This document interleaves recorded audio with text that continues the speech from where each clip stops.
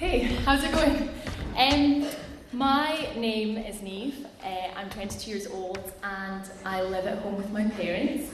I'm kind of like a loser, but I'm also a filmmaker, a writer, a director, a hospital porter, and an artist.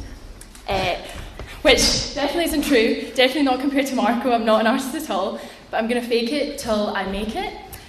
Which is what I've been doing since graduation. That's actually what I'm doing right now. When CreativeMornings asked me to speak, I was like, I'm not so sure. It's like a couple of hundred people and it's about anxiety, and I don't really have anxiety, but I'm not really sure. And then they said that you get a free drink upon arrival, and I'm here, I'm ready. I'm ready to go. So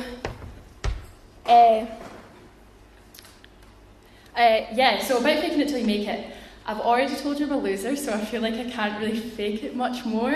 Because the filmmaking stuff and the writing and directing stuff sounds really cool, but it's not really as cool as it sounds. I thought I was going to just be very honest and personal and very unprofessional, and I'm going to give you too much information that you absolutely didn't ask for or need. But we'll just see how it goes.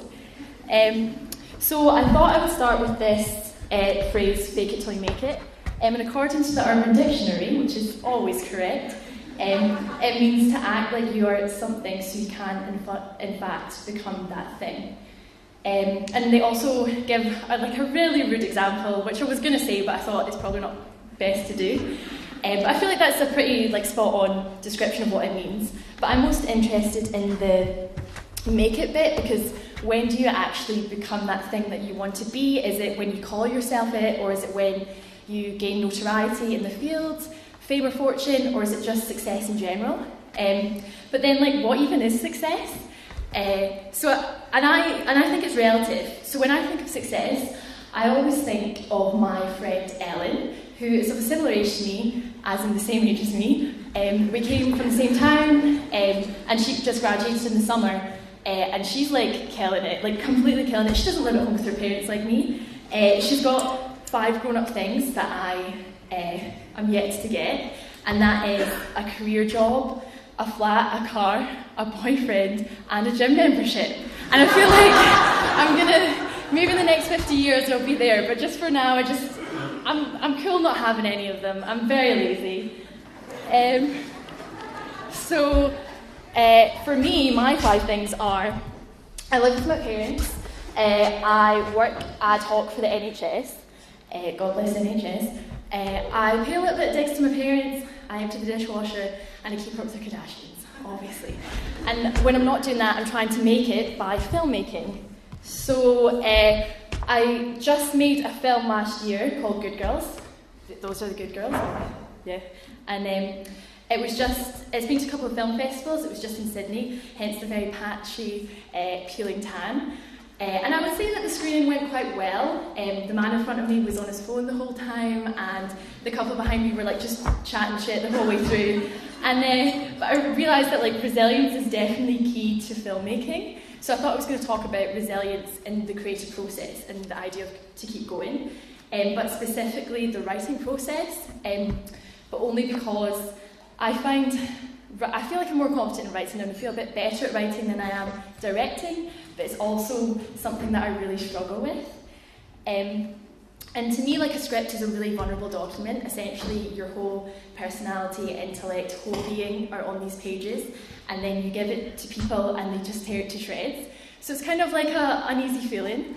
And it's talking about uneasy, it's literally sending a nude photo to multiple people and asking them to critique your body. So it's it's a weird process. And I think that's the problem I have when I'm writing, is I just think, what are people going to think? Is it going to be good enough? Who knows? That's when the anxiety thing comes in. And I just want to say that I realise that anxiety is a really debilitating issue for a lot of people, and I feel like the anxiousness I feel isn't as severe as that. It's kind of more closer to the fear.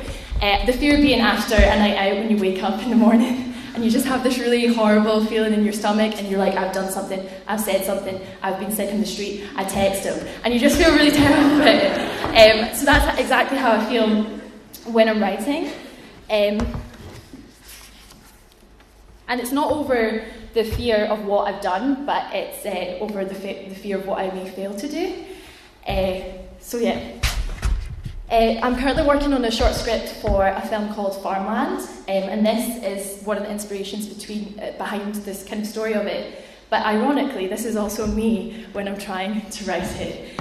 I'm on the third draft at the moment, and as Alex said, it was shortlisted for BAFTA Rockcliffe Showcase, but which was amazing, which was great and everything, but it just doesn't mean that it's good enough yet. There's still a very long way to go.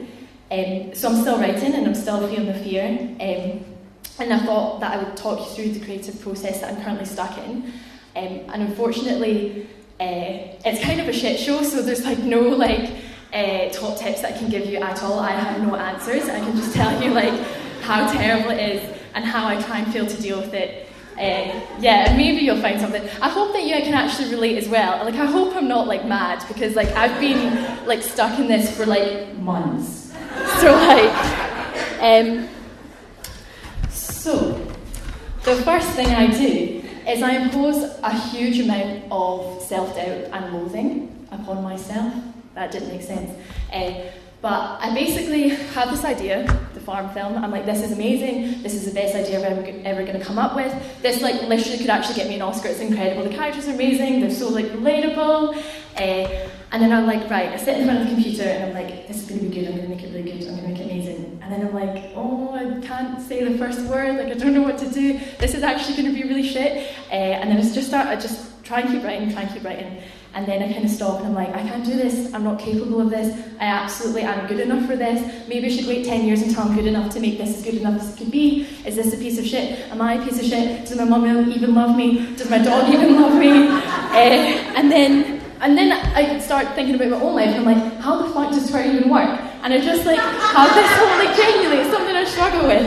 And I start to think really badly about my own life and self. And this runs in a cycle, and sometimes it's got so dramatic that I run into the bathroom and I wash my face in cold water and I look at myself in the mirror and I'm like, who are you? And I just need to essentially take some few deep breaths and calm myself down. Yeah, that's all I need to do. It's not really an answer. Take a deep breath. That's how you deal with it. And then hopefully all those thoughts just go to a little whisper, and then you're good and you can deal with it. Just don't listen to yourself, but also listen to only yourself, don't listen to anyone else. So the next thing that I do, which I shouldn't do, is I try to control everything. Because I seem to think that in order to be your best version of yourself, the most productive is if you have perfect creative circumstances. So I'll wake up in the morning at 6 a.m, I'll go for a run, I'll get a blow dry, I'll manicure my nails, then I'll go to a really trendy coffee shop and I'll drink soy lattes, and the words will just flow out of me because it's a perfect day. But then I don't wake up at 6 and I don't go for a run, and I just kind of piss about the house all day and watch Netflix, and I think I've kind of ruined the day. I'll start again tomorrow and it'll be fine. But then I don't wake up the next day and I don't go for a run and I piss about and watch Netflix. Black Mirror's great, I'm watching it at the moment, and then it goes on and on and on for days, and before you know it, it's been 12 months, well not that long, it's been I'd say with Farmland, we're on the 4th month, and you're basically on the first draft, you can't run a mile, your hair's frizzy, your nails aren't done, and you don't even like soy lattes, so, and I feel there is a lesson in this, because I've come to learn that it's a massive form of procrastination. There's no perfect day, no perfect circumstance, and I feel if there ever is, it's always by chance. And that really at the end of the day, waking up at 6 doesn't make you more productive, it just gives you more time to try and fail to be productive. So if you haven't noticed by now, I have absolutely no discipline. That in every aspect of my life, not just writing, and I'm very last minute. So I kind of wait till the last minute, and I just do mad work shifts. So around my shifts at the hospital, I like try and squeeze in writing, so like I won't sleep for 3 days, I'll get a stress rash, my eyes go red, I don't talk to anybody on my Facebook chat. And then I just convinced myself that it needs to happen this way. Like I need to suffer for my art, because that's where like the best stuff's created. And then I'm like, I'm literally trying to make a comedy film. I don't need to bleed for it, like that's ridiculous. I just need to learn how to time manage, and then maybe I'll get there. Finally, the worst mistake I make is I try to lone wolf it. Even though I write alone and I don't have a writing partner or anything, I was going to say apply within, but I don't really want one. I just like to roll by myself.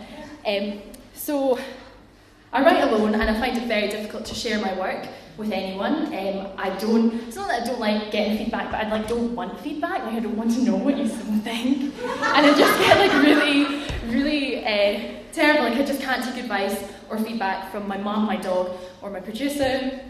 And I would say that I suffer in silence, but I absolutely don't. I just complain about it all the time to everyone I know. And actually, when I say complain, I do this speech to them every day. I'm like, do you know how much I struggle with this?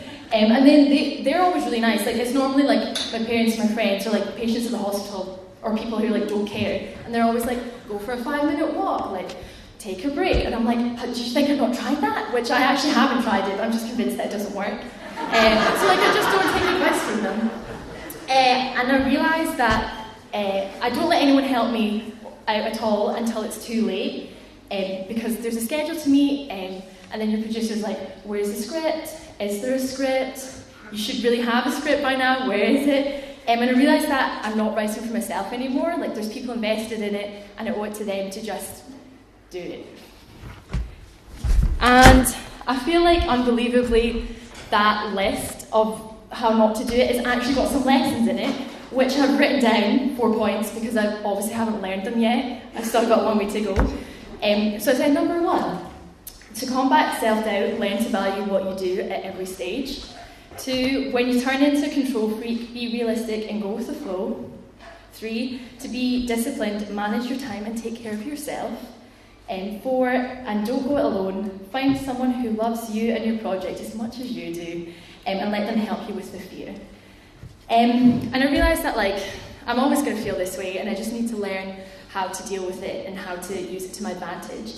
And I'm slowly learning that I should just feel the fear and do it anyway. Thank you.